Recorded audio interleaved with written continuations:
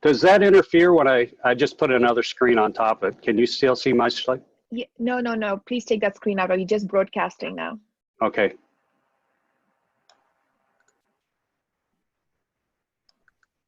Okay, and you need to take, does this one show as well?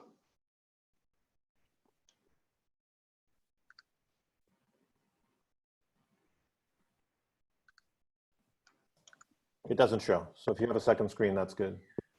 Okay. Okay. Showtime.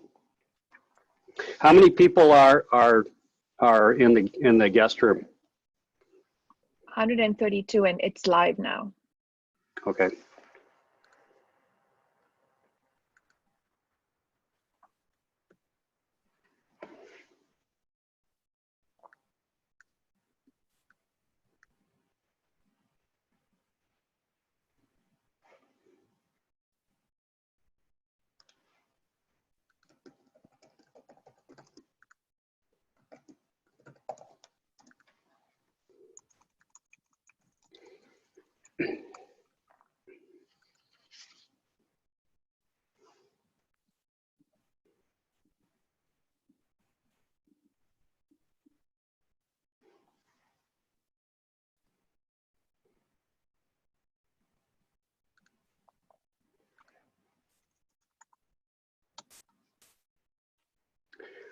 Hello, my name is Henry Sang, and we're presenting the Cupertino Chamber of Commerce's education series. Now, this is normally a in-person set of events, but going to the shelter in place, we are trying this as our very first virtual event.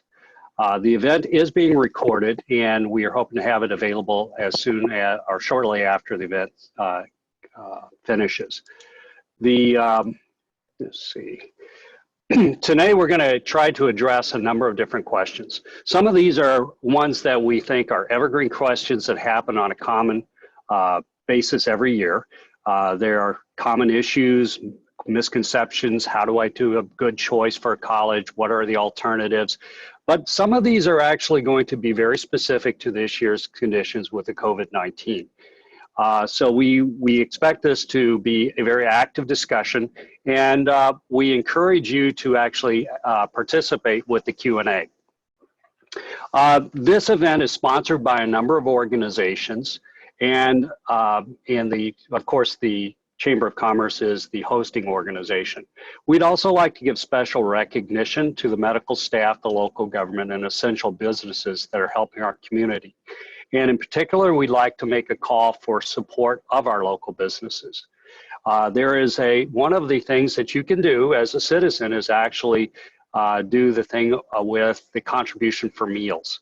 And you can find this information on the Chamber of Commerce website. As you can see, it's cupertino-chamber.org. So please consider making a contribution today and help our most vulnerable residents who are having economic problems.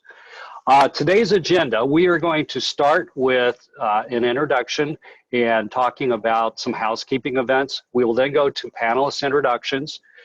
We will have the panel discussion in kind of two parts. So part one is some of the normal questions that we are facing from audiences every year. We will then jump into a Q&A. From that, nominally at 11:50, but we may go earlier this year if we have a lot of questions. They will then go into a second part of the panel discussion, which generally is going to be about specifics on what happens in the light of COVID-19. And we will have a final Q&A. Once again, please submit your questions. If we don't get to them today, we're going to take a look at being able to try to answer some of these in the future and posting those answers online. I want to say a bit about our planned upcoming events. We had a big plan until the virus got to us, but we're expecting to have 5 other events after this event. We are going to have to decide whether we're going to do those virtually or we're going to do those in person at the Quinlan Center.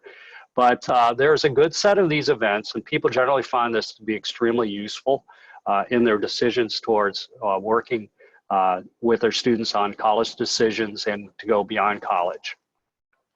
Some housekeeping things. All of the guest lines are muted, and we plan to keep those muted.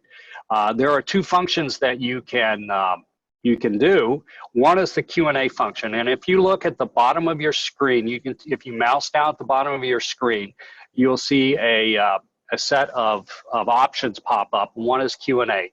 Select the Q&A, and then you can ask a content question.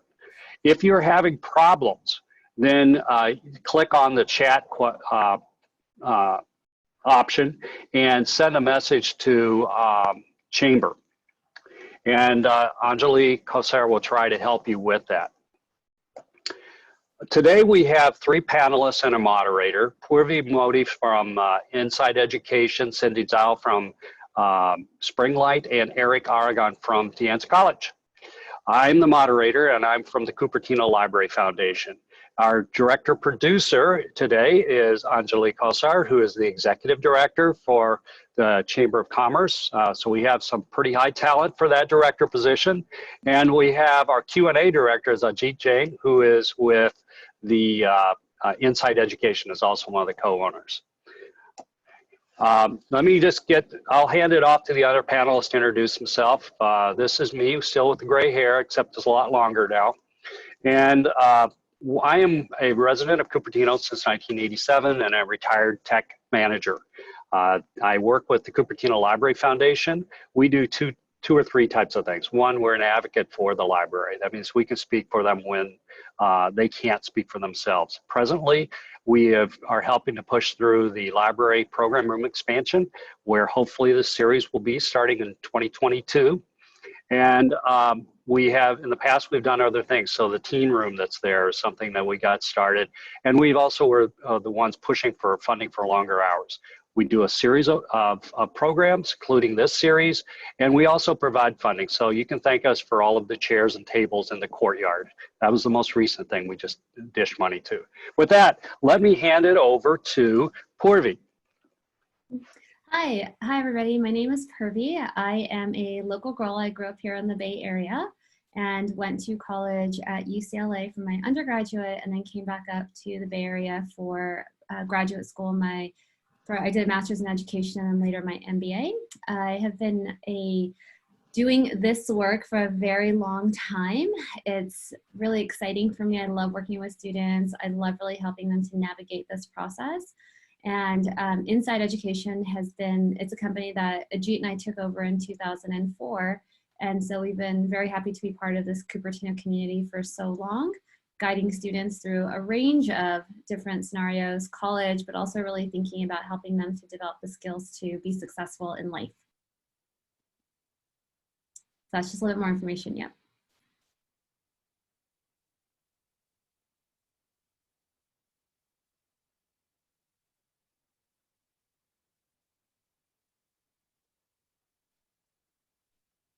Henry, we can't hear you.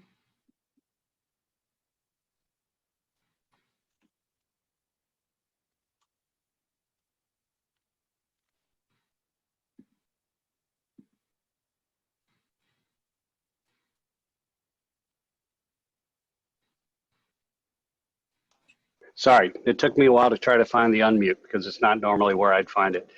Thank you, Purvi. Cindy, could you care to introduce yourself? Sure. Hi, my name is Cindy. I have worked as a counselor at Springlight for several years, helping students archive their dream schools in the science, engineering, and arts. I myself came from an engineer background, holding a bachelor degree of science from Tsinghua University and a master degree in computer engineering from Santa Clara University.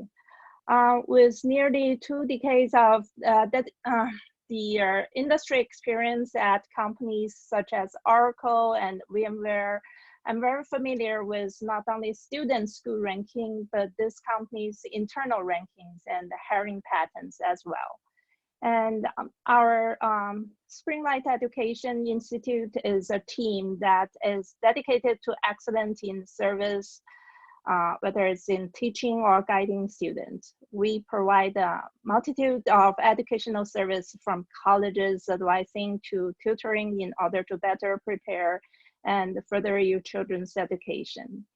The skills and knowledge of your children will gain from Springlight will become assets for their school lives and future careers.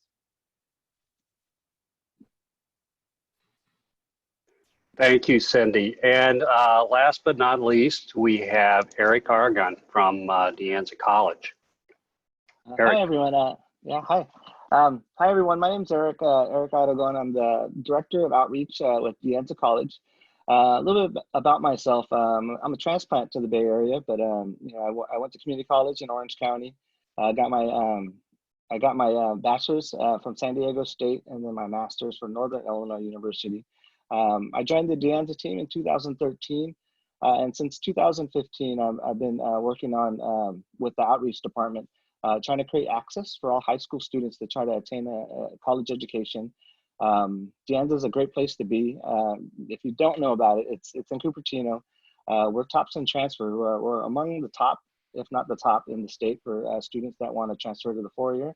But we also have a lot of great programs like career technical education, and a lot of different programs like that. Something that's new for us, and it's also under my purview, is we have the new Deanza College Promise, which is a great opportunity.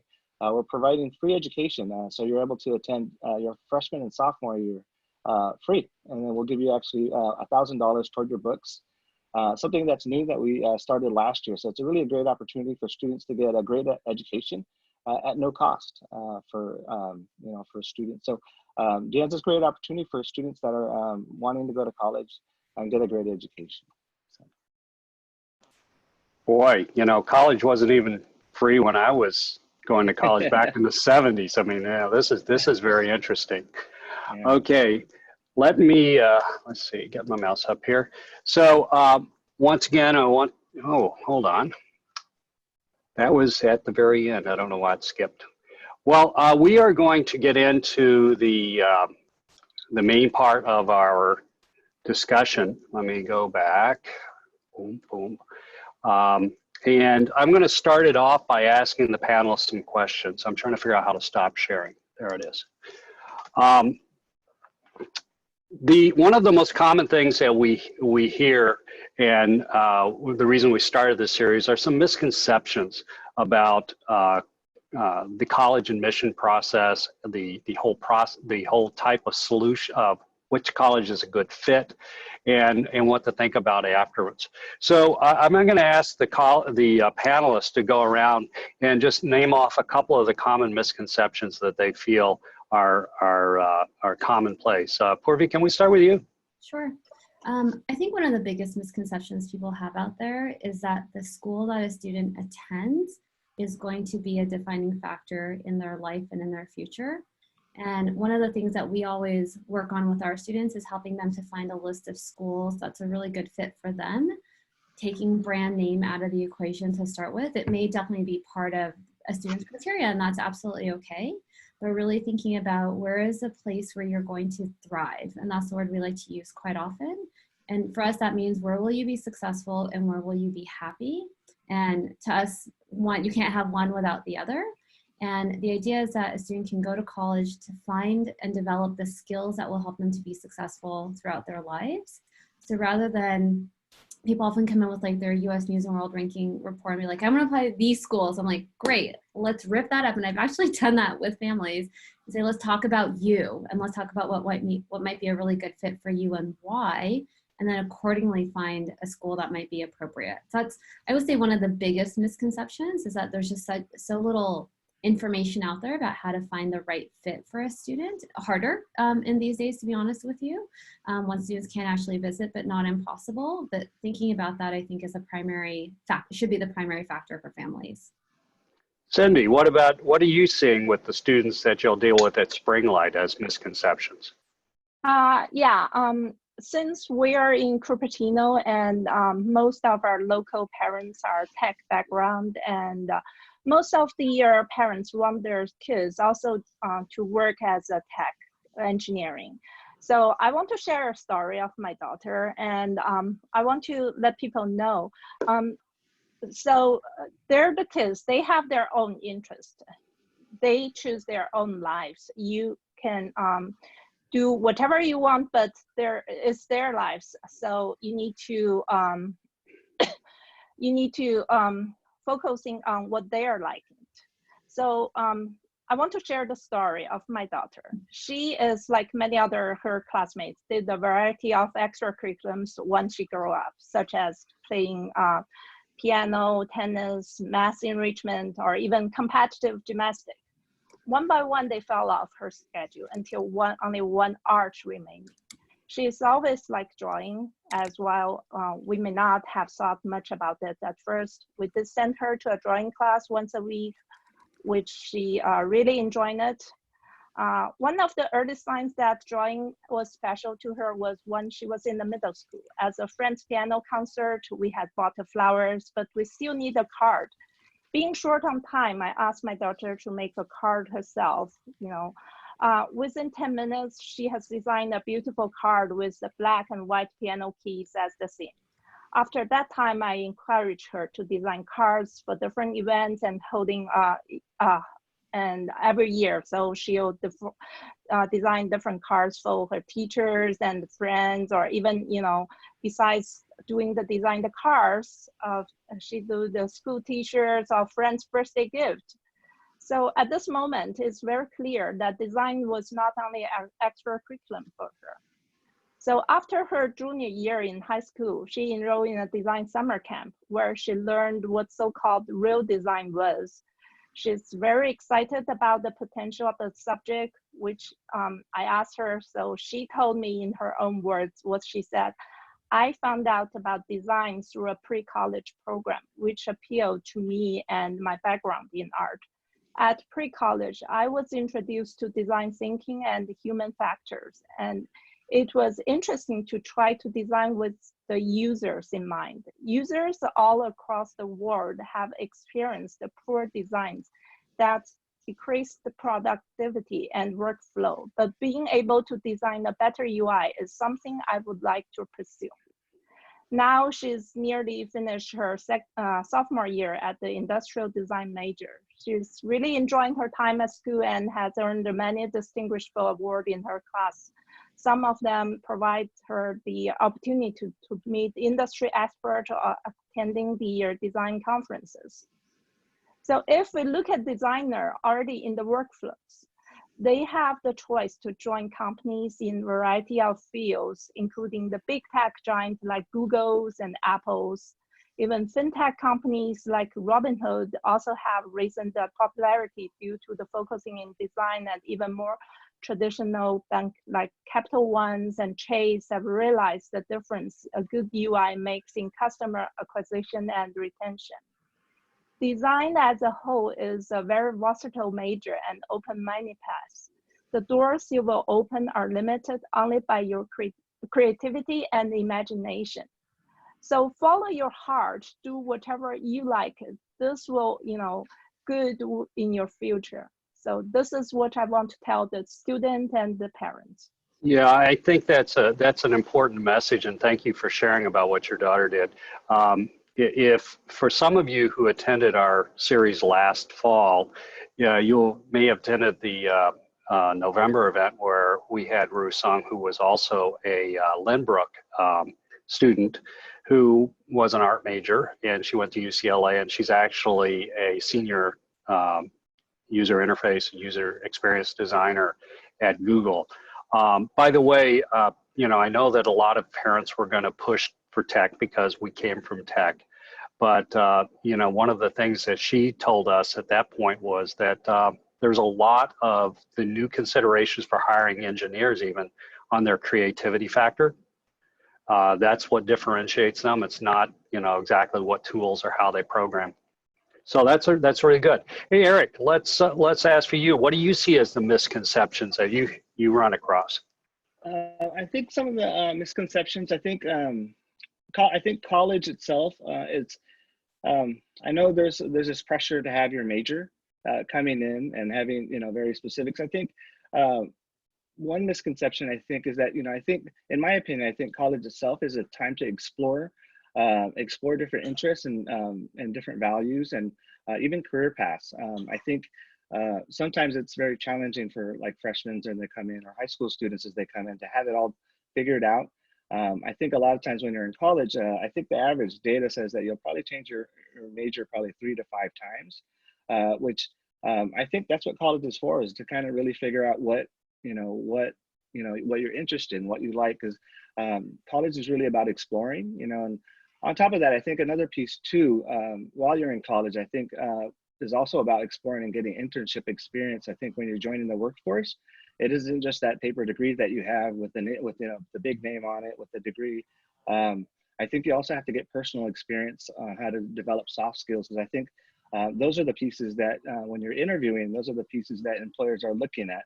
And I think college is a great place to kind of start developing all that stuff. The academics are great. You want to take advantage of that as well.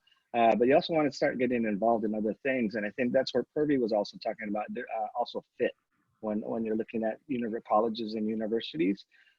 Different colleges and universities have their different advantages and different perks. And so those are, spaces that, you also have to consider when you're looking at a university or college, how to personally develop yourself, not just with academics, but also other areas as well. Well, you brought up a very interesting set of things. One of those was this whole thing about career path. And normally we have last couple of years, we had an employer panel and had them talk about what they were looking for in employees versus what colleges are looking for students. And the soft skills were very, very high on the list, because even though someone starts maybe as an engineer, ideally in 7 or 10 years, they're actually a manager, and that's where the soft skills get to be critical. But you also mentioned something about career paths, and that's one of the things that Cupertino residents need to think about. How many of us are actually not using what we learned in college, what we studied in college? Yeah, maybe we use some of it, but majority of it, probably not. Even if you're an engineer, you probably had your field's moved on, so you've had to learn new things. But I'd like to kind of circle back also to what Purvi said about thriving and a fit. Could you speak a little bit more about what does it mean to thrive? Sure. When we think about thriving, it's about helping a student to pick an environment where they will be successful. And here are a couple of criteria that we'll think about. Size of college is actually really important. There are some kids that will really struggle. And again, things are going to be different for the next year. So I think we really need to bear that in mind. But when things go back to normal, thinking about this, that size can be important, because some kids can actually get really lost in an environment where they just are sitting in a lecture hall with 900 other students. So size can be important. They want to have access to their faculty. They might not be able to do that at a big public school. And some private schools, by the way, also have really large class sizes. Some students do really well in discussion-based types of settings versus sitting and doing a lecture hall. And this could be across any major. This isn't about, oh, my major is only going to be at the big schools, or my major is only going to be at the small schools. I think an ability to explore majors is actually really important. So, at some schools, it's hard to switch around and actually to be able to say, I think I want to try this major, because you might just be restricted from doing so. That's the criteria. Location can also be really important. Do you want to be near a big city? Do you want to be a little bit more isolated? Do you want to be in a campus town? What extracurricular opportunities are available? School spirit. Do you want to be one of those people that paints your face purple and goes to football games, and that's part of the experience of being in college and developing those social skills as well? Or do you want to be as far away from that as possible? So there's so many different things that we look at, and these are a few of the criteria. Academic planning is obviously one of the biggest ones, and the reason being is, first and foremost, colleges are academic institutions. And so really thinking about where can you be successful academically to help prepare you for the rest of your life. If you're thinking about going into graduate school, into a very specific program, medical school, law school, business school, a master's or a PhD in a specific field, you want to think about what environment will help you to get to that field or to that next level with the greatest of ease. And so it doesn't mean it won't be challenging. College is supposed to be hard. You're going to work hard to get there. But really thinking about, are you putting up extra barriers to get yourself to that place, or are you trying to make it, the most suitable solution for you? I think that those are very good points. And I know when my own kids went to school, one of them chose more of an urban place and one chose more of a large campus thing. You know, spring break was a big deal for them, that one. But there are going to be a lot of kids that don't know. I mean, they're just not ready. And, you know, we've all heard about the returners that, you know, after the first semester, they drop out and come back home. Eric, it seems to me that a lot of the things that a community college can do is to help the students actually kind of mature, understand best of it. And Deanza's known for its 2 to 4 year transition stuff. Can you tell us about, you know, kind of what to see there? What's great about Deanza College, or any community college for that matter, is as I mentioned earlier, you know, college is really about exploring, and it's a really inexpensive way for you to kind of explore your interest. I think you know, it's really hard, I think, for some students to know what they want to do, because a lot of students think this is their major going in is very definitive of how they want to spend the rest of their lives, and of course that creates a lot of stress for students. Particularly because, you know, with career paths and stuff, they really have very little idea of what that really is like, you know, as far as what the coursework, what the career outlook is like. So I think a great opportunity with Deanza is you could explore for 2 years for free. Generally speaking, though, any university student, your first and second year is really doing general education. And so for some students that attend private schools or more, you know, schools like that, 2 years might not be enough to explore, you know, so this gives you a great opportunity to kind of explore it. And with us right now, it's free. You can explore for free and get, you know, get your education paid for while, you know, also working on your transfer requirements. One of the questions, Eric, that I know we've gotten in the last few years is, can you go to a community college and still transfer to a private university? Yes, you can. I mean, so with our curriculum, we have plenty of students that transfer. There's something called articulation agreements that we have with universities. For the private schools, sometimes it's a little more gray area. And sometimes, you know, you'll have to talk to your counselor just to double check to make sure. What's good about all community colleges, all of our curriculum is aligned statewide. So from the community college all the way to like Berkeley. So all the UCs, all the CSUs, for all the general education courses, they're all aligned. So the curriculum is the same that goes up and down the state, and you're talking about almost like 200 institutions. So when you're going to a private school, if you're coming from one of these, there's less questions that are being asked. You know, what is this curriculum like? Is it the same rigor as ours? There's a lot of you know, there's less questions about it since you're coming from a public institution, particularly Deanza. But that's something that we have our counselors to really help out. You know, if you do have questions, we have a lot of students that, for sure, we have students that transfer to Brown, Yale, Stanford. I mean, they're going all over the place from Deanza. But we have counselors that really support students, you know, to really ask those deeper questions so we can make sure, because every year it looks a little different for schools. And so that's why we have our counselors there to kind of, you know, be that advocate and be that resource for students to learn more, so they make an educated decision on where they want to go and what they want to do. Cindy, you know, from your experience with Springlight, what are you seeing about the things about thriving and a good fit? Or what types of things do you recommend?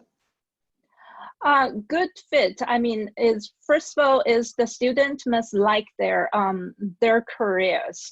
So from my point of the view, you know, a college degree is not always the end, even especially after college.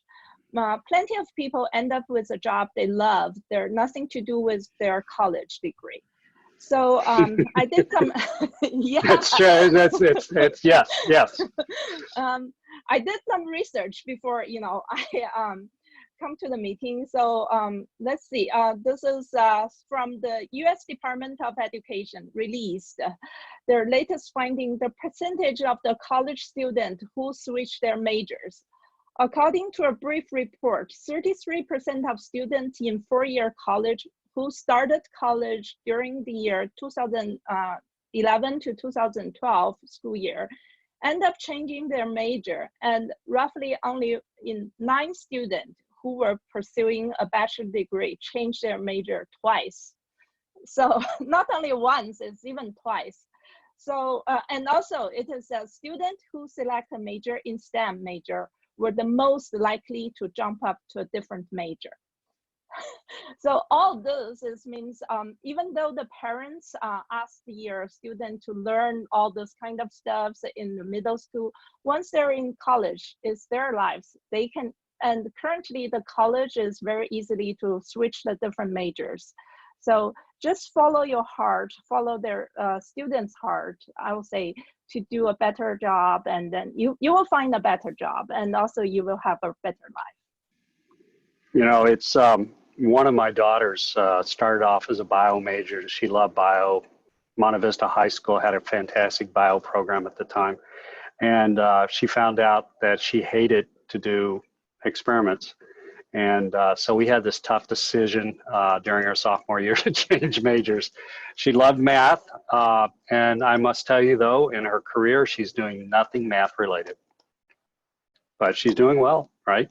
I mean, I think that's kind of the key thing as that we parents who've got our kids who are out in the workforce realize is that what they're going to thrive at in the workforce is a completely different thing than what they may have had a passion for when they were 18 or 19. So it is definitely things. Okay, so we talked about fit. We've talked about thriving. By the way, I'm watching the thing, and we are not doing a lot of questions. I'm assuming we have a lot of people online that would actually like to ask questions. Please click out the question things and feed them in. I think we only have about 7 or 8 questions down there right now. One of the things, though, that we hear a lot about is putting together the package. And so I'm assuming that both Purvi and Cindy are knowing a lot about this because you do it. So, and I'm assuming this is mostly a conversation you want to have when they're a little bit earlier, not in their junior year. Could you all talk to me about that? Sure.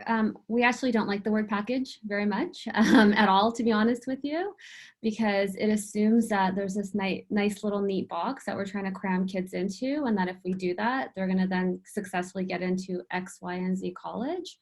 Rather, the way that we try to think about it is really giving kids the opportunity to explore different, academic fields, extracurricular activities, community involvement, reading different books, like just getting exposure to more of what's actually out there, and that will actually help kids blossom. And that's much more interesting and compelling to colleges than this idea of, a checklist, right? Like you did a sport, check. You did community service, check. That's not really what admissions is about. And if it were like that, everybody would be following the same checklist, and that would be very boring. Colleges, when we think about that, they're communities. They are building community campus. They're a community on campus, and each person's at community is bringing something new so that others can learn from one another. And so, again, thinking about the package, it's not really a word we like to use at all, but really rather about giving kids opportunities to explore. But when we think about that, it's not true just for younger kids. I think it's actually also really relevant for older students who feel like, okay, I've done X, Y, and Z. How do I put that into my application? And rather, it's really thinking about authentically, what did you get from those experiences? What was meaningful for you? What did you learn about yourself? What did you learn about other people? How do you convey that to colleges is just as important versus thinking I have to go do certain things in my last year. With younger kids, it's more so that they usually have less of a sense of what they want to do, or they feel like they have a sense of what they want to do, but they don't actually know what that means, right? So I'll have an 8th grader will walk into my office for a consultation and be like, and I'll ask, well, what do you think you might want to do? I think I'm going to be an engineer. Well, what does that mean to you? And they literally, and they look at mom and dad. I don't know what that actually means.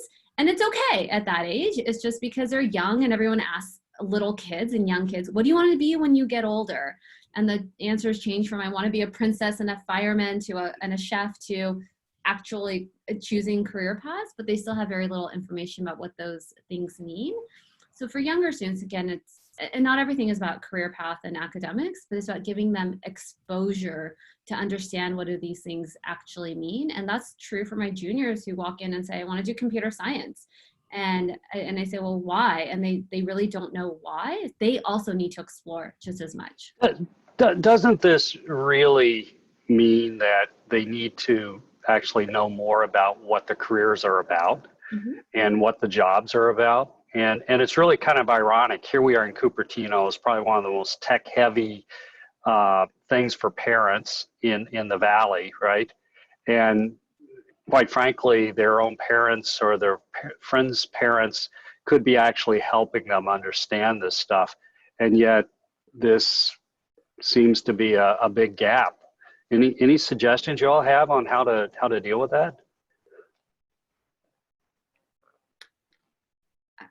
I'll jump in if nobody else is jumping in.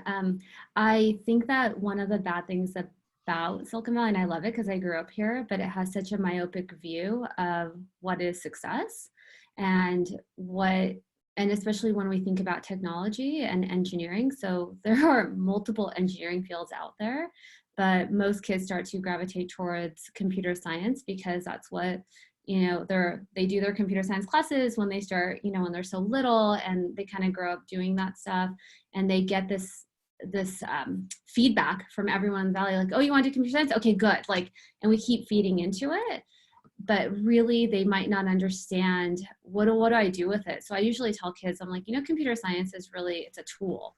And what are you going to use that tool for? And that's what they don't get. So I'm like, well, are you going to apply it to the medical field? Are you going to apply it to developing games? Are you going to apply it to education? Are you going to apply it to sports? What are the areas where you'd like to be able to, use this tool to solve problems? And there's also the big distinction between a BS in computer science versus a BS in engineering, or getting your engineering degree. And so oftentimes kids are very confused there. Well, at some schools you can't choose. Engineering or computer science only falls under the engineering school. So for example, at USC, if you want to study computer science at USC, you have to do an engineering undergraduate degree. And that brings into it a whole slate of requirements that are necessary that a student may not want to do. If you want to study computer science at Berkeley, you can do it two ways. You can do it through their College of Arts and Sciences, or you can do it through the School of Engineering. And those are two very different paths. And so your undergraduate path is very different in the sense of your GE courses. The computer science courses are the same. But I think those kinds of fine tuning, those are for kids as they get older, when they really want to think about what's the path I'm really thinking about. But when they're so young, I don't think they need to make those distinctions. I realize that, Cindy, you are actually a computer science major, and I suspect you worked on a variety of different types of things. Do you want to comment on what Purvi just said about that? Yes, so computer science is a lot of different things.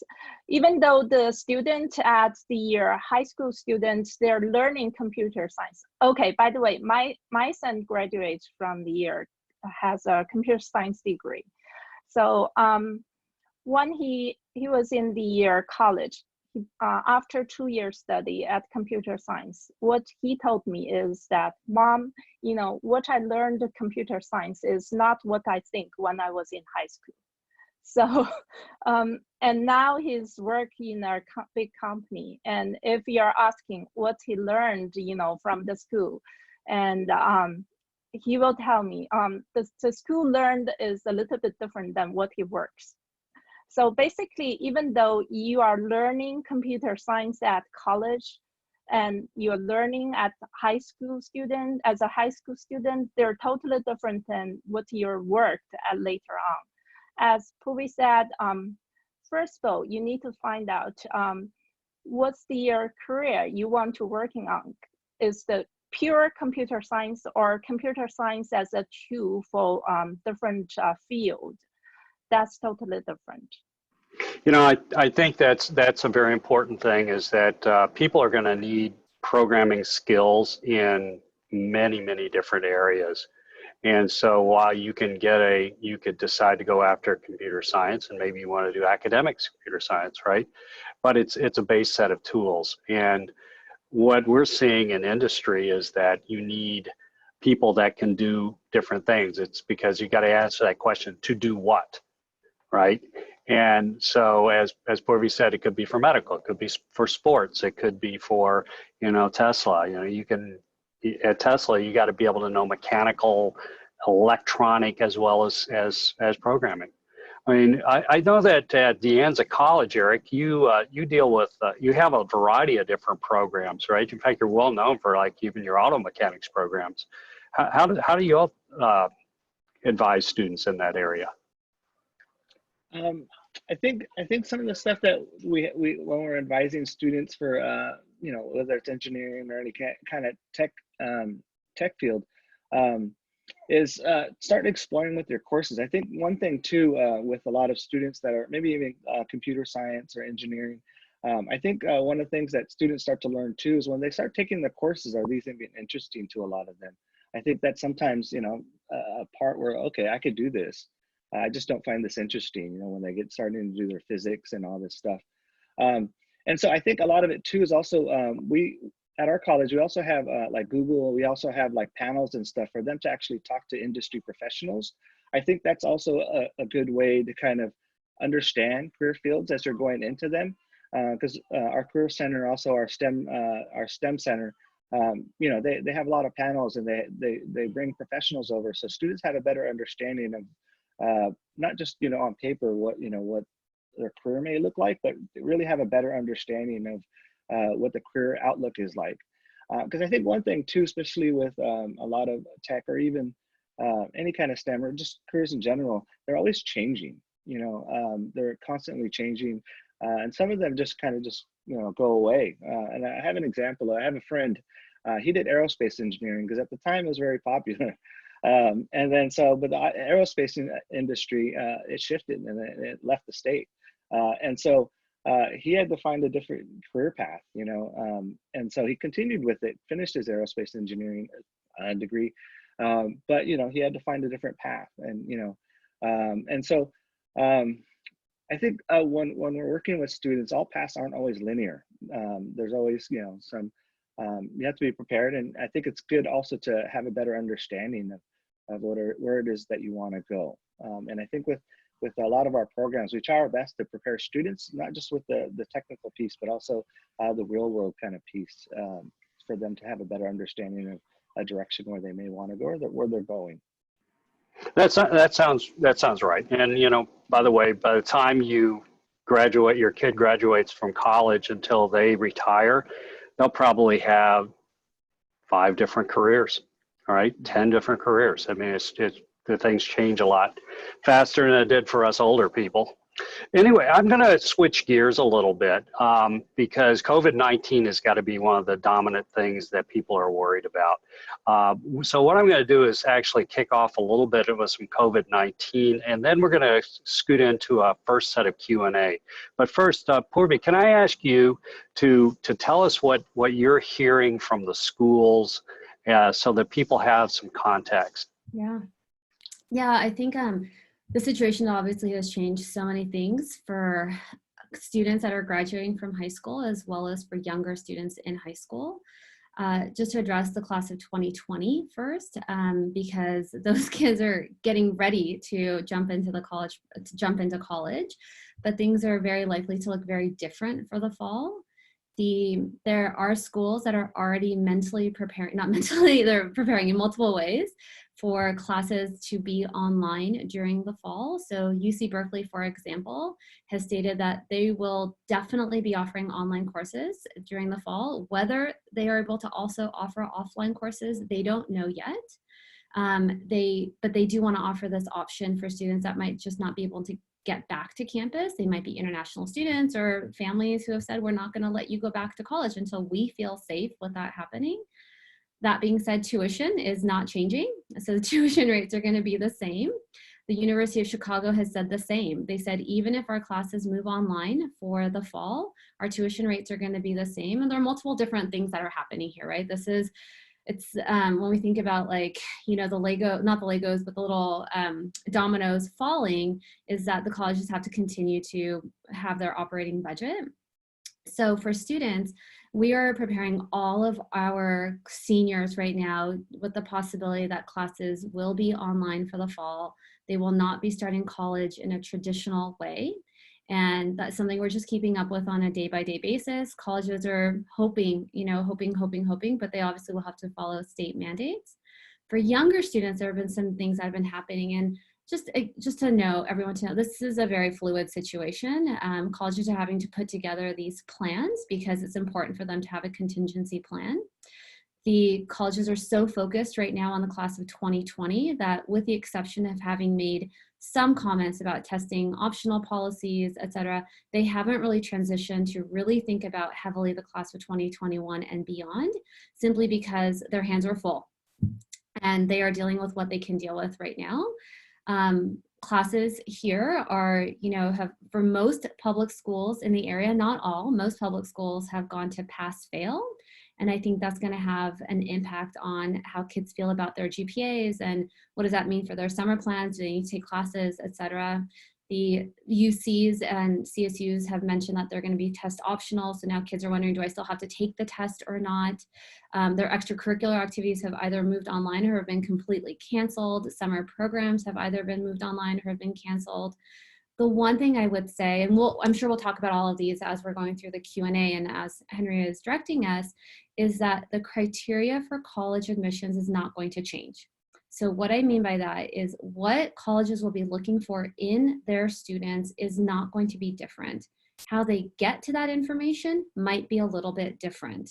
And so I just want everyone to know that, the admissions process will still happen. The class of 2021 will be applying to college and beyond, and hopefully they will be able to start college more traditionally, but it shouldn't strategically change much of what families are planning to do. It might alter how you do those things, but it shouldn't really change the overall, plans that you may have set for your child.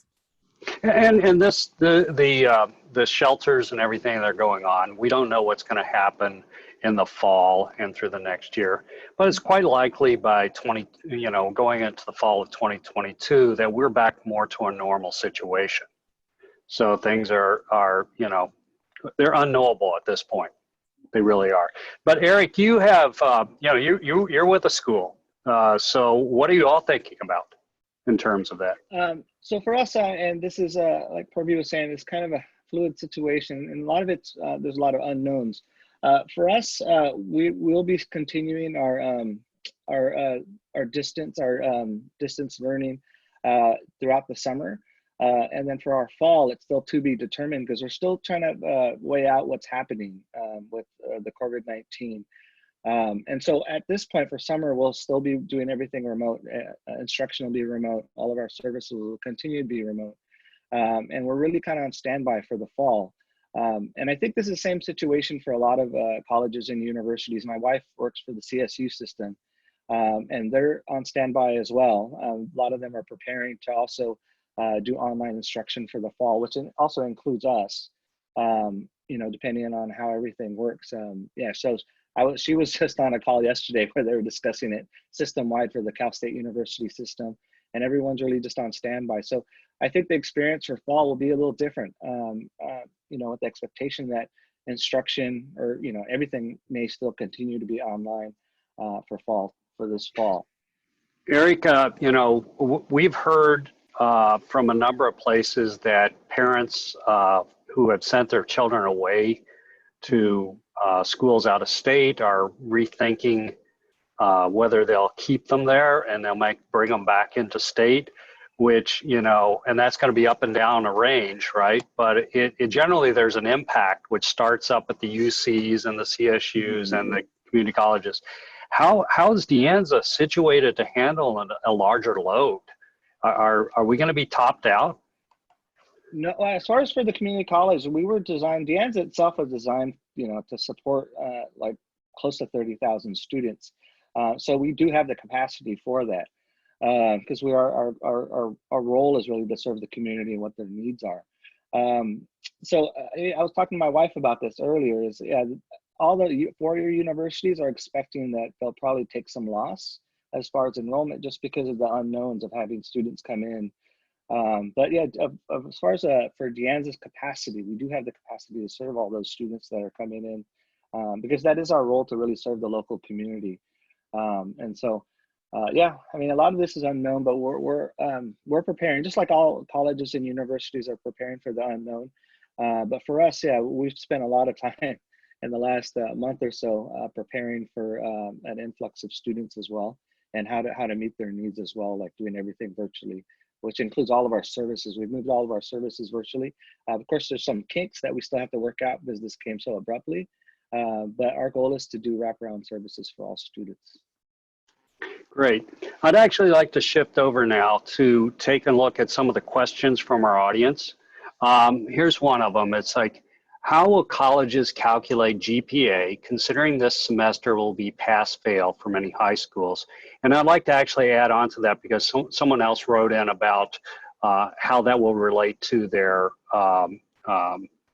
student who's learning at home, because the GPA is always an interesting thing there. But does anybody understand how the GPAs might be calculated? Yeah, I can jump in. So the actual calculations, like the numerical calculations, we don't know that yet completely. That's, again, because colleges will have to give us that information. But unequivocally, colleges have said, we understand this is a worldwide situation, and so we are going to take into account that this semester or term for whatever system your student might be on is going to be very different. So for classes that have moved to pass-fail, for schools that have moved to pass-fail, we're telling our students that they will definitely pay more attention to the grades that you had previously, right? So if we're looking at a UC, we're looking at all of your 10th grade grades as well as your junior year first semester grades, because UCs traditionally look at 10th and 11th grade grades, and then summer before and after. There was a rumor that was spreading that the UCs are now going to look at 9th grade grades and calculate that into GPA, or also look at first semester senior year grades and calculate that into the GPA. The UCs have said that's not true. We've not stated that. They do always see that on the application of the first 9th grade grades. Senior year grades they don't see, but they see what classes students will be taking. For schools that have not moved to pass-fail, that are still for a letter grade, it's not really that those kids are at an advantage. It's more that, you know, those kids are having to still keep up their work and having to still get their good grades. The colleges will look at them differently. So again, they're just going to have a bit more information about those students. It doesn't mean that they'll be at an advantage. For students that are doing generally really well academically, it's not a bad thing. And I've been telling all of my students that are strong academically, it's unfortunate, right? Like, because I still want you to keep up your rigor of curriculum. I still want you to push yourself academically. It's unfortunate it's moving to pass-fail, but it's not going to hurt you in the admissions process because you're a strong student already. Where I'm most concerned are for students who really needed this semester to show an increase in their GPA. Maybe they had a rough first semester of junior year and they were doing really well until everything happened. And now as pass-fail, so they're not able to really show colleges they were having that increase in their GPA. So we're recommending to them to take other courses and to show their academic abilities in other ways. Maybe that be doing courses at Deanza over the summer or doing some other online courses. So really giving students the chance to show their academic abilities. So there's nothing we can do. What I'm telling our students is, listen, it's an unfortunate situation that's been happening overall. This is not the way that you want to go to school. In fact, I think there's a slightly greater appreciation for actually being in school by high school kids. It's not the way you want to do it, but we just have to deal with it. This is a worldwide phenomenon. So you're not the only one that's being affected. You know, it's probably the case that our schools are probably more affected by this than they have been since like the Vietnam War, when people were trying to decide, you know, go to school, go fight in the war or World War II. So this is a huge effect. Eric, on that same thing, now does Deanza do pass-fail now, or are they still doing letter grades? We're still doing letter grades. Students do have an option for what we call credit, no credit. Okay. But there's some advisory on that, depending on what courses that you take. If it's a major course, you should not do credit, no credit. But yeah, we're not moving system or campus-wide like our local high schools are doing with it, because we know as well that, you know, students may need these grades in order to be able to transfer to the universities that they want to go to. Would this maybe be a reason to consider something like middle college or even doing the college now? I mean, yeah, I think we have, well, in partnership with Fremont Union, Deanza College and Foothill have programs where high school students could take advantage and get kind of a college experience. so there's the College Now program, which is really for seniors, and they could start taking college courses. And so they could start getting college units. So this will help them kind of advance and get closer to graduation. I think particularly too with STEM students, if you are like computer science, engineering, medicine, like there's a lot of units when you get over to transfer or when you get to a university. So this will kind of help you move ahead a little bit because of the, the heavy load of units that you'll have to take, which is required for those degrees. And there's also the middle college. It's really for juniors and seniors. They could also get an experience. They'll still have to be enrolled in both and take courses in both, whatever Fremont Union School and also Deanza. So, but it also gives them experience in college courses, and so it gives them some advantage. Also for just taking college credits, getting to know the college experience, and also just exploring different things that they might not have at the high schools. So you're saying with College Now, you can get some of your GED requirements out of the way, and those are probably the same whether you go to state general school education, or so GE with general education, not the GE. I'm sorry. Okay, GE. I got the mixed up. Wrong acronym. So Okay. So yeah, and you can do that. Yeah. should they do this by going directly to Deanza Foothill website, or should they go to the Fremont Union High School District website? Actually, it's everything's really basically administered by Fremont Union, so it's really on their website. You would just go on their website. You could type in College Now or Middle College or both. They're on the same website, and then you can actually get information on the application process, the eligibility for it, and what they require from you, and what the expectations are. For us at Deanza College, for the most part, our interactions with the students are if they're taking our class, because I'm also a faculty member, so that's the time I would really interact with those students. But yeah, a lot of it's really is that partnership, and it's really administered through Fremont Union.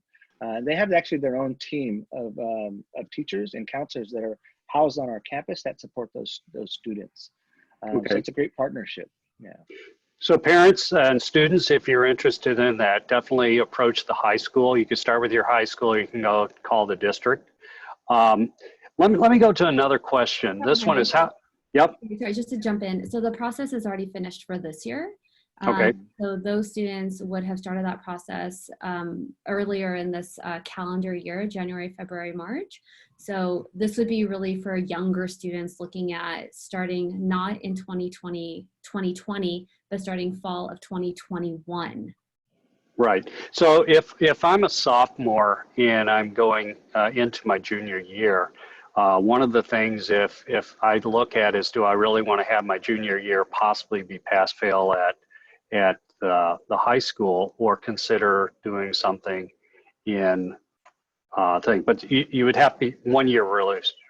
Yeah, so I'm a freshman now, going into sophomore and thinking about it for the next one. Okay. Let me get to the next question. Is how should we decide if we should submit our child's SAT or ACT scores now that the coming year will be optional? I can take this question. Sure. Could you do that? Yeah. So currently, college are test optional.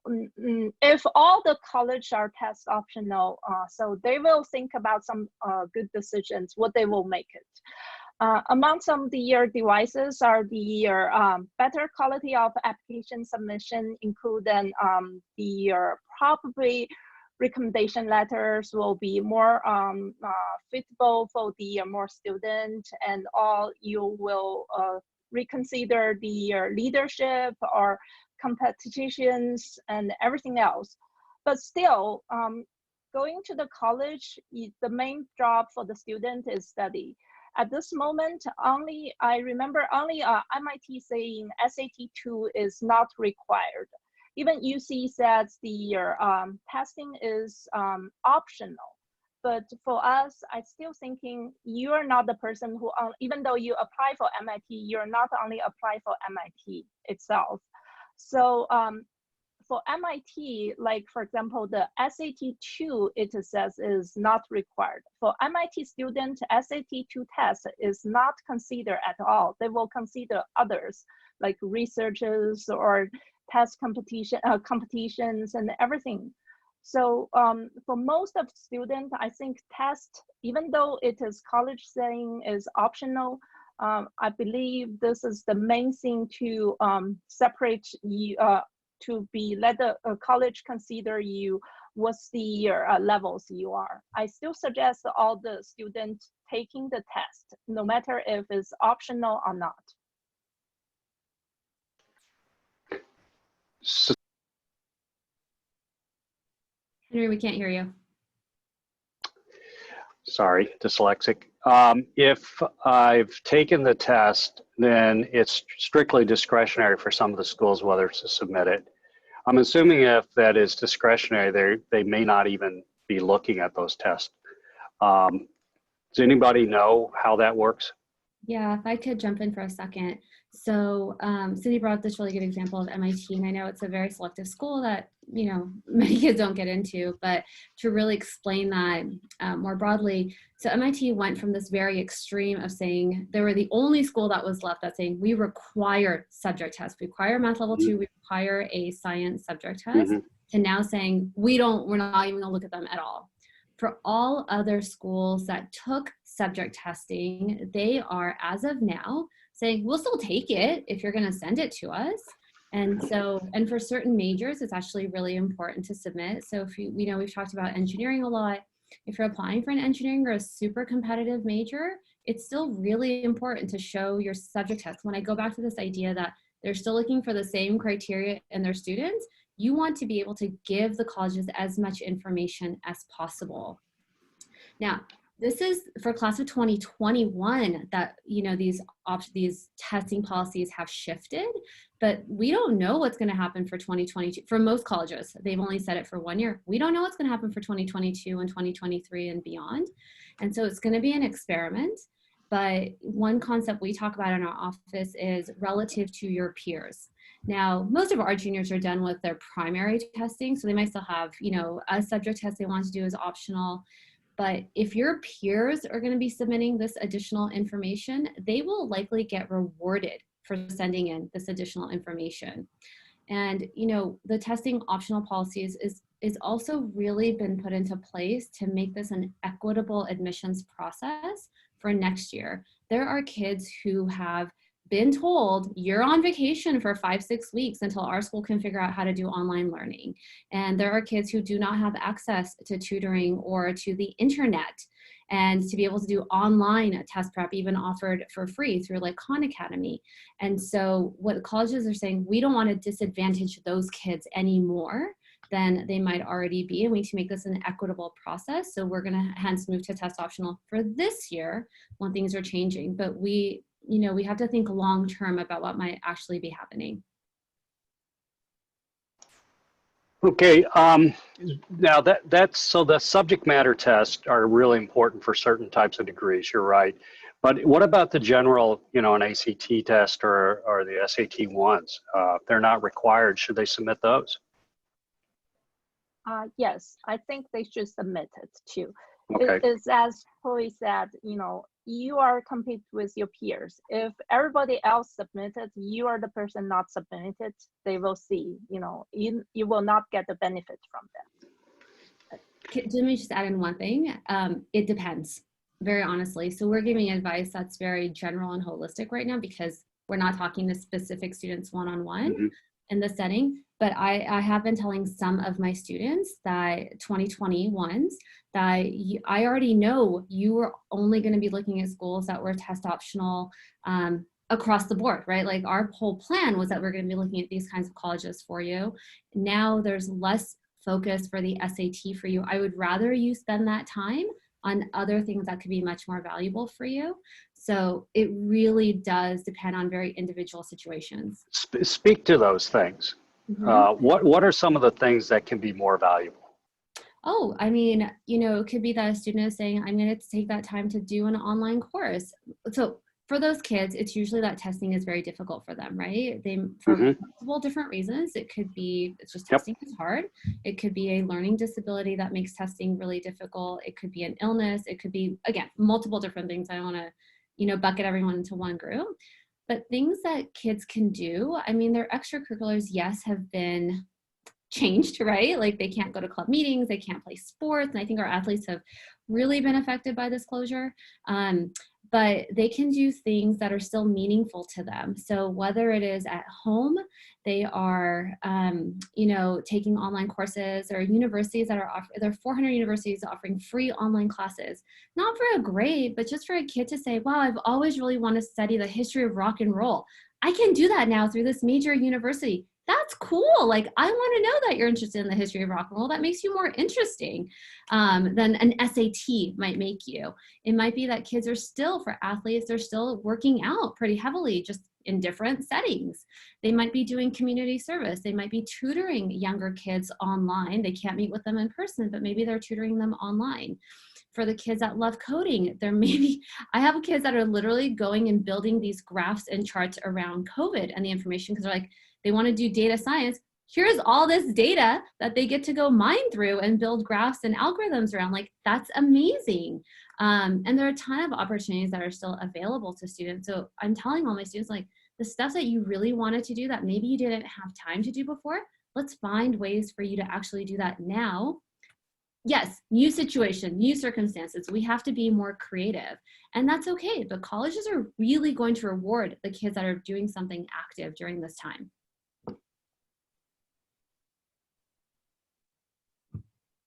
Gotta unmute.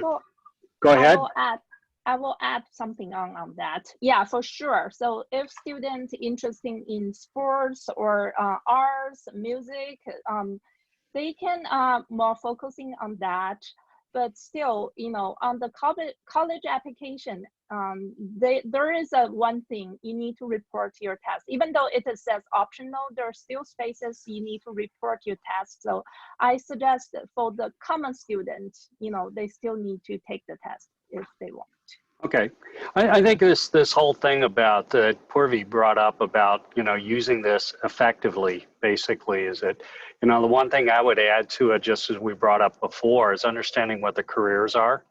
And it would be very easy for you to interview your friends' parents and other members of the family or friends' friends and stuff like that about careers. I mean, just what really goes on, you know, spend the time. People can do that. We have Zoom, right? And, you know, just to be able to use that to educate yourself and then to try to find something to do. I think this thing about the kids who are putting up their own dashboards for COVID and stuff, that's fantastic. I mean, it's something you can show. There are organizations, by the way, that are looking for help. And, you know, this is an opportunity to volunteer. So, you know, definitely, you know, don't be shy, get out there. So Eric, did you have anything you wanted to mention about the testing?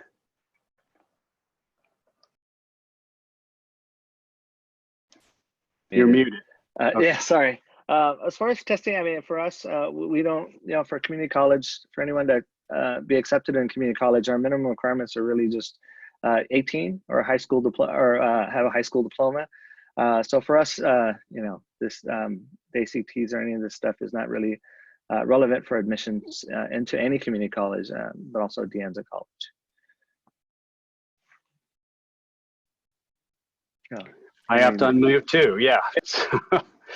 I wish I had this red button that I could just press. One of the things actually that Ajit Jain, who is our Q&A moderator right now, brought up when he was on the panel a couple of years ago is the importance of getting a job. Now, today you can't go out and get a job. You know, there are very few things that you can do. But, you know, it strikes me as that when we start to open up our society again, there are probably going to be a lot of things that can be done and need to be done. And I think that people can look at at volunteer jobs that our local governments are going to need. I would approach the city of Cupertino, approach the county of Santa Clara, because when we start to open things back up, you know, do something. And I think Ajit's comment at the time was do something where also you can get fired, because it's pretty obvious that you showed up for work as opposed to just you know, came in at some time during the day. of you, what are the types of other things that you could see that they could do like that, like getting a job or volunteer job work as we start to open things back up? Anybody? I could jump in. I think I mean, I kind of talked about this a little bit. For students that I think it's good to explore. I think you know, if it is a field that you might be interested in, you want to major in, maybe try to find internship experience in that, so you can kind of get a better feel for it. I kind of feel work experience is good anyways, because your work when you're in college, you're working on your academics, and you're also exploring. But I think there's a professional experience that people should also experience. So because by the time you graduate, you're going to be interviewing for jobs, and you're going to want some work history and stuff like that. Just so you know, that bodes well for employers. You don't want to be like, this is your first job ever. And so I think those are some advantages, I think, of doing maybe internships while you're in college, or maybe some other jobs to kind of explore. Well, maybe you want to put money in your pocket, but also professional experience, I think, is really good.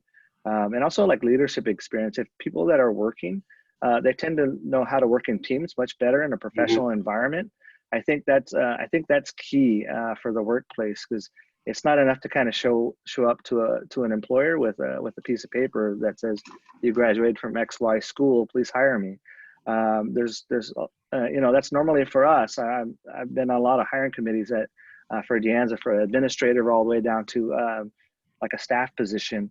We're looking for a lot more than that, than just the minimum qualities, which is normally a degree in X, Y, or Z. Yeah, I think that's absolutely critical. You know, say when we had our employer panel, and I used to be a people manager, so I'd have to hire people. Quite frankly, even with someone with a PhD, yes, their thesis does count, but we don't know how much their advisor was really guiding that along. Whereas their work experience, whether it be real work, even if it's flipping burgers, or an internship at, you know, some aerospace company, all of those things were almost equally important as the actual degree they got, and far more important than the college they came from. So I think it's good. Well, I'm going to shift gears again and go back to some stuff that we talked about before. One of the things that is going to be a big challenge is doing a campus visit. And right now you can't do a campus visit. I think you can do some virtual visits. What are you all telling your students about doing campus visits? So I'll just jump in first. We have been encouraging our kids to do as much online as they can. So for students that have been admitted, so the really nice thing is that colleges are aware that campus visits have a strong impact on who will attend their school or not, because just being on campus and getting a gut feeling says quite a bit to students and families. So colleges have been working overtime trying to put together virtual events for class of 2020. Again, they are the primary focus right now. The nice thing is that this is going to have a residual effect and will carry over to all other students, because this material will still be available online. So attending as many of the virtual, for the class of 2020, attending as many of the admitted student events that are virtual, do it. This is going to be the best chance you get to talk to admissions officers, to talk to faculty members, to talk to current students, for parents to have those same questions with current students and other parents. For younger students, we're telling them that, again, these schools are going to make these resources available to them. So we strongly recommend that they do that. There are multiple other resources that are out there. You know, you might have friends that are at certain colleges. Go online and talk to them, or siblings of friends, siblings of friends who are in certain schools, and asking them about their own experiences. And there's, again, ton of information that's going to be available online for students to look at until we can go visit. And my guess is, honestly, campus visits won't happen until at least a year from now. Okay. Cindy, what are you all talking to your students about campus visits? What are you advising? Campus visit usually is school will look at that if you're interested or not before. And currently, since so many students visiting the colleges, and now most most of the college will not think this is a factor that you're interested in school or not. So basically, I suggest all the students, currently, you know, the labs is so kind of so convenient. You can just go online to do all the things and then to see. The most thing I want to, I will tell the student is find out someone who already in the campus. Not only one student, you may find out, especially like UC or some, you know, named the big colleges, you know, someone very familiar, just check with them. So not only one student you check multiple students, you will get different opinion from different people. You will get what you needed later on to decide it. Yeah, it's kind of like doing a 360 interview of a place. Yeah. Are the schools making faculty or staff more available for other types of questions, you know, like you would do at a campus interview? I will ask the students. So if you have any kind of the questions, just send emails. Currently, so your schools are very positively to return and fastly reply to the emails.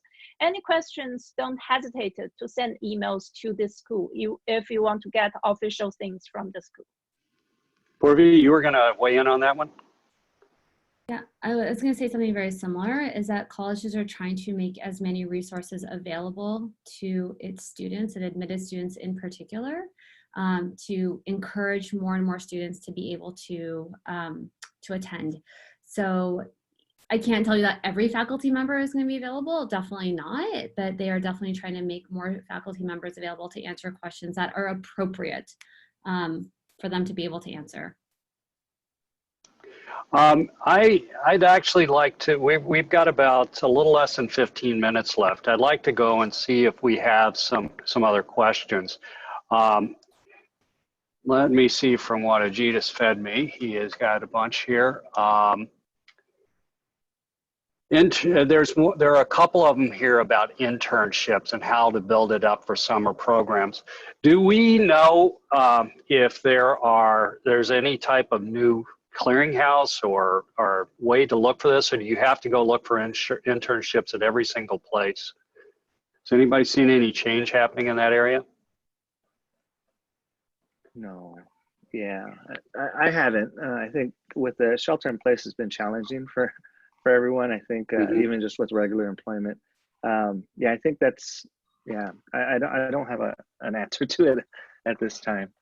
You know, or house. Oh, go ahead.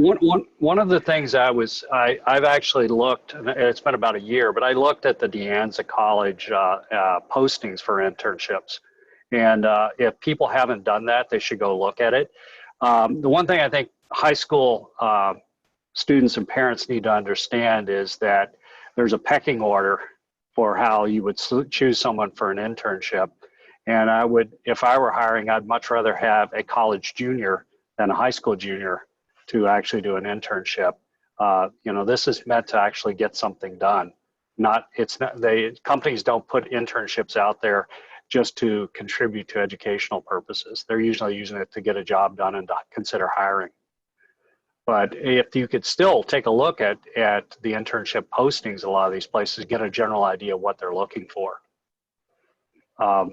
One other thing I'll plug in as a person who used to hire people, it's tools count for internships.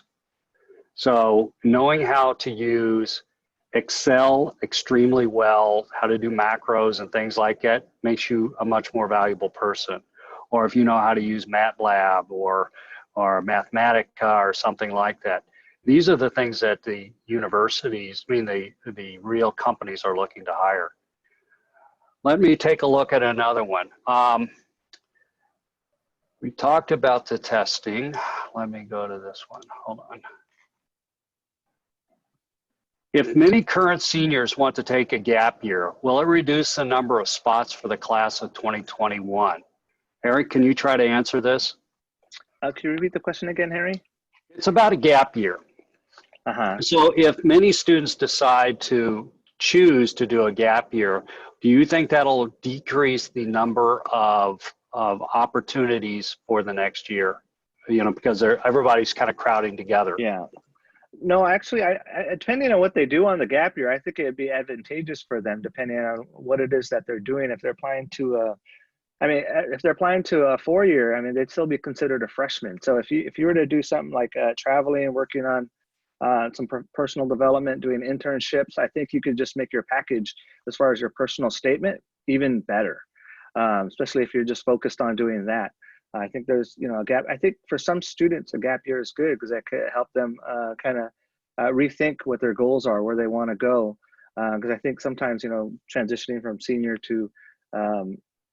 from high school into freshman, I mean, it's kind of a tight timetable for a lot of people to kind of, you know, come up with some tough solutions to a bunch of questions that they might have. So I think done properly, I think a gap year would be very advantageous for a lot of people as long as they plan it out and do something very productive during that gap year. Can I just chime in for that? So this has been something that's been coming up quite often for kids is, if I don't know what college is going to look like for the fall, should I defer my enrollment for 1 year and do a gap year before I go to that college with the hope that by 2021 things are relatively back to normal? This is something that colleges are grappling with. They don't want to give every student in 2020 a deferral because when it reduces their income and their revenue, the other part is that it's going to start to put a lot of pressure on 2021 applicants. So one thing I just want to jump in, and I think this is really important for this community to know, is that with this whole situation, people are going to start to look at 2020 as the benchmark for admissions and say, well, they were the ones that got affected first. So this is effective similarly for 2021 and beyond, but it's actually the very opposite way of thinking about it. Because when we think about the number of kids that will get accepted into a gap year, saying the college will say, okay, don't come 2020, come in 2021, that's going to eat up a number of spots for 2021 students. The couple of other things, there are kids who have current freshmen, sophomores, and juniors in college whose parents are saying, you're not going back to college next year. We're going to keep you home either at a community college or we're going to figure something else out. Maybe we'll send you back in 2021, or those kids will transfer for 2021. That can also put pressure on 2021 applications. The third factor, international students. Colleges, even before Trump made this announcement about visas getting halted, colleges were terrified that international students would not be on campus for fall of 2020.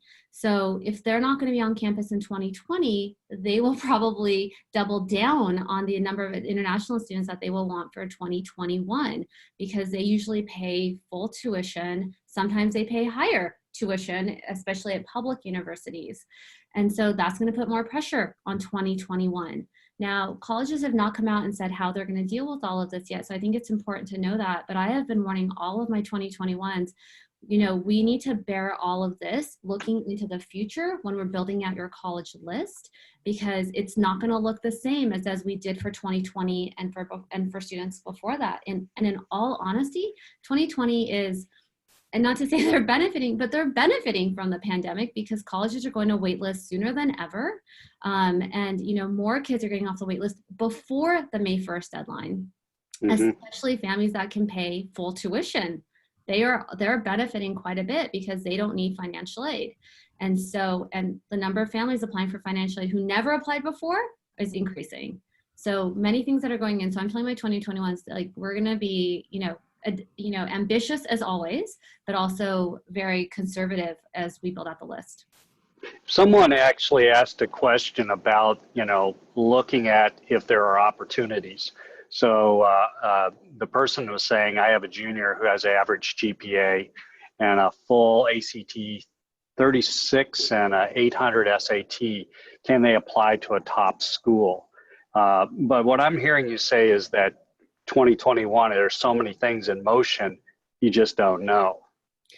I mean, I would tell that student you should have dream schools on your list no matter what. Like even before the pandemic happened, I would have told you getting into a top school is going to be very difficult, right? With I didn't know, I don't remember the exact GPA that you said, but it's still really difficult with a 36 and an 800. So I would say, yes, you still apply. We never put all of the eggs into that one basket of what the top school is, but you know, the top schools are going to be fine. Like, and it depends on how we're defining top schools, right? But if we looked at the, you know, handful of schools that are under 20%, those schools are going to be fine. They have strong endowments. Kids are still going to be applying to the colleges. They get support in multiple different areas from, you know, research grants, athletics when athletics can kick back in. They're connected to, you know, hospitals and industries and things like that. It's the smaller colleges that are actually in danger right now. You know, one of the things that I was thinking about as you were talking about this, that is another impact that'll affect 2021, is that a lot of colleges encourage a junior year or junior semester abroad. And that program has got to be just in shambles for the next couple of years. And so what that'll mean is there'll be fewer empty slots in the dorms and on campus if the juniors are staying home. So to me, it just seems like there is major wheels in motion. It's hard to predict. Yeah, we're telling all of our families that colleges will start moving very, you know, thoroughly moving to thinking about the current juniors, rising seniors in June, July, after they have settled down 2020 and after they have more direction around what fall is going to look like. They'll have a better sense of how do we now communicate with rising seniors.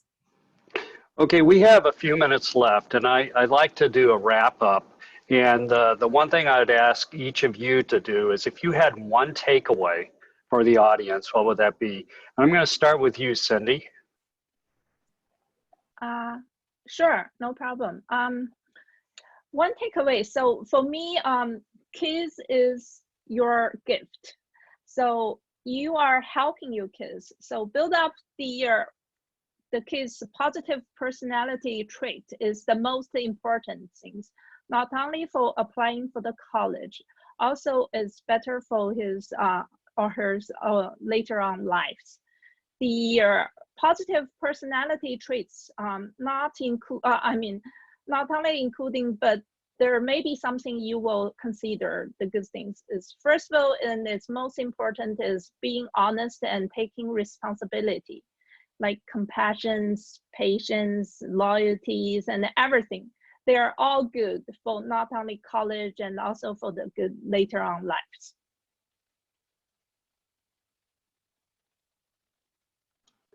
Purvi, would you like today to go next? Yeah, sure. I would say, kind of timing in with what Cindy was saying, is that this is a really great time to develop the skills that you haven't had time to do and to spend time on things that really matter to you that you haven't had time to spend on previously. And that could be things like spending time with your family, learning how to cook, reading books, watching your favorite shows, right? Don't do that all day, but part of it. And the second part of that is just remembering that the admissions process has been and will continue to be a very holistic admissions process.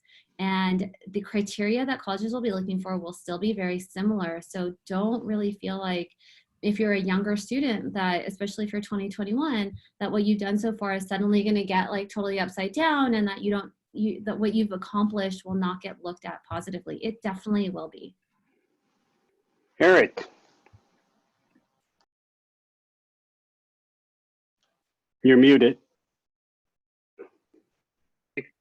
Sorry. I think one thing too, I know this is on multiple levels, this is probably stressful with the COVID going on and even looking to college.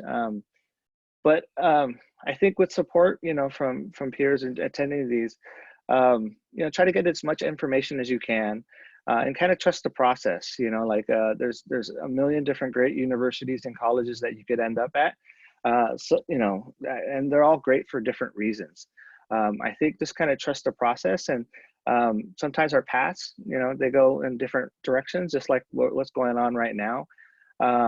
But, you know, just trust the process, you know, and make the best of your college education. And then colleges, remember I was talking about, it's not just academics, and there's other pieces that you should be working on, as we talked about in this panel. for your own personal and professional development, and also for fun. I think we talked about cooking, probably talked about cooking and stuff. There's always ways that we could develop. So, take advantage and take advantage of, your college time. Well, okay, speaking as a parent, there are definitely things that my kids needed to learn when they went to college. Cooking was definitely one of them, because as soon as they get out of the dorms and the meal plans and they want to get into an apartment, they learn about that. They also learn very quickly about laundry. Laundry is an important thing. This is a great time for you parents to teach your kids how to wash the different clothes and how to take things out of the pockets and not do the darks and the whites together and things like this. Cleaning the floor is another good one. They don't seem to teach that at schools, and parents don't do it a lot. This is a very good time to do that. But just joking aside, though, soft skills. This is actually a very good time to consider developing soft skills. Our kids a lot of times don't have a lot of experience with actually talking to people. So instead of just texting, I'd suggest that you get them to talk with other adults. And try to carry on more of a professional conversation, because believe it or not, it's the soft skills that basically determine the trajectory for most people after their first 5 or 10 years in the job world. Well, I'd like to call this to a conclusion. Let me put up the information, share it on the screen. I'd like to thank everyone for sitting through this. I'd definitely like to thank our panelists, Cindy, Purvi, and Eric. I'd like to thank the Chamber of Commerce.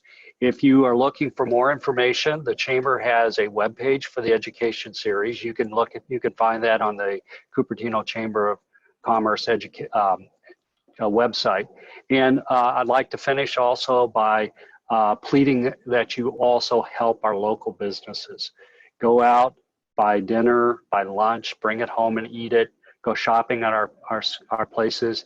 And as things start to pick up, definitely go out and support it. These people need the help. Thank you all very much, and thank you for attending.